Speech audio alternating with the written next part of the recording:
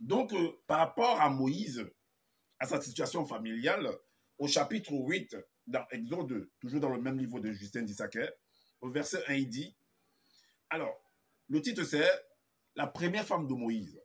Qu'est-ce que Justin a écrit? Il écrit que à cette même époque, Moïse avait épousé une très belle femme noire, selon ce qu'il dit, ça n'engage que lui, hein, avant d'être un Dieu et de délivrer le peuple. Mais quand il dit de délivrer le peuple, de délivrer quel peuple? De délivrer précisément, de délivrer quel peuple?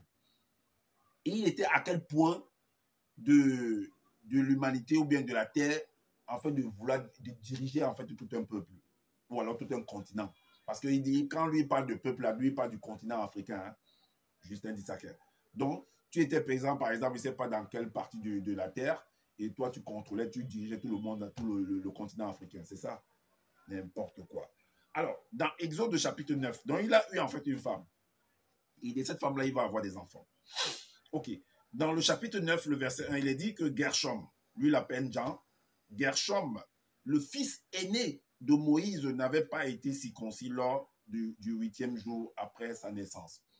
Quelqu'un qui est censé diriger un peuple, quelqu'un qui a reçu soi-disant la loi du Créateur, qui parle avec le Créateur Fafa, son fils, la loi dit qu'il faut circoncire l'enfant à 9 mois, ou le 8e mois, mais lui, le 8e mois, son enfant n'est pas circoncis. Vous imaginez un peu un homme qui n'arrive pas à dresser, qui n'arrive pas à tenir sa famille, sa propre maison à lui.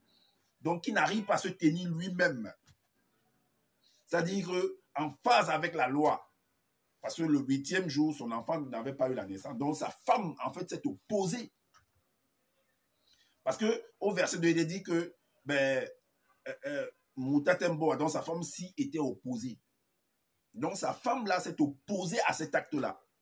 Et Moïse n'a pas pu, en fait, résoudre le problème. Donc, ça, c'est un premier scandale, en fait, dans sa famille.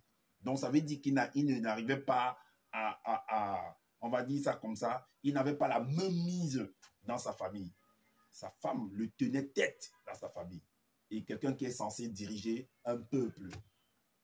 Est-ce que vous voyez un peu? Donc, il n'avait pas vraiment le pouvoir, même dans sa propre maison. C'est quand on analyse ce qui en est. Hein. Ok. Maintenant, dans Nombre, chapitre 16. Nombre, chapitre 16. Alors, il va prendre maintenant, après cette... Parce qu'ils vont, selon la suite de ce récit, il va se séparer de cette femme-là, selon ce qu'ils ont écrit. Alors, il va prendre enfin une deuxième femme. Vous voyez? Donc, il n'arrive pas il va prendre une femme. Maintenant, la question qu'il faut se poser, quand il partait prendre la femme-là, lui, en tant que chef spirituel, un homme qui a grandi selon la loi de votre Loba, de son Loba, en parlant de celui du Saint d'Issaquet, ben, quand il partait chercher une femme, son Loba ne l'a pas aidé dans la recherche de cette femme, d'une bonne femme. Son Loba ne l'a pas accompagné pour que cette femme-là vienne lui créer des surprises plus tard. Son Loba ne l'a pas accompagné dans cette requête-là. C'est la question qu'il faut se poser. Parce qu'il ne peut pas en fait aller s'engager à prendre une femme comme ça, n'importe comment, lui en tant qu'un grand dirigeant, un homme qui parle avec le Créateur. Le Créateur ne l'a pas aidé dans ce sens-là pour que cette femme-là vienne et s'oppose à lui à la maison. Ok, il va prendre une deuxième femme. Et puisque la famille aussi ne s'arrête pas seulement, ça dit que toi, ta femme et tes enfants. Il y a une grande famille, il y a tes cousins, tes tantes, tes frères, ainsi de suite. Est-ce que vous comprenez? Sa sœur va s'opposer. Vu que c'était lui, on va dire, c'est un peu comme si c'était un royaume en fait. Et que votre frère est roi. Il va prendre en fait une femme, peut-être d'une autre tribu qui n'est pas de votre tribu, c'est-à-dire que de votre cercle familial, ou de votre cocon, on va dire de votre canton. Tu vas ailleurs. Sa sœur va s'opposer, qui s'appelle Myriam, selon les Bibles classiques.